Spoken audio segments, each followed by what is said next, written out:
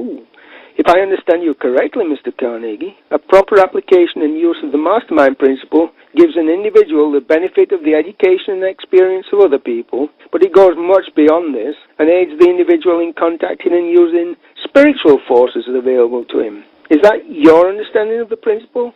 Mr. Hill, that precisely is my understanding of it. A great psychologist once said that no two minds ever come into contact without there being born of that association a third and intangible mind, of greater power than either of the two minds.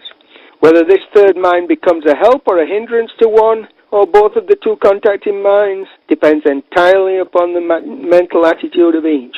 In the attitude of both minds is harmonious, sympathetic, cooperative, then the third mind born of the contact may be beneficial to both.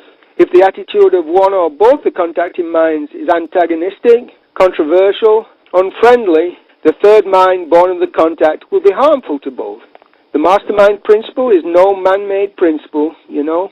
It is a part of the great system of natural law, and it is as immutable as the law of gravitation, which holds the stars and the planets in their places, and as definite in every phase of its operation. We may not be able to influence this law, but we can understand it and adapt ourselves to it in ways that will bring us great benefits, no matter who we are or what our calling might be. Mr. Carnegie, from your analysis of the mastermind principle, I gather the impression that men who have been deprived of an early education need not limit their ambition on that account, since it is both possible and practical for them to use the education of others.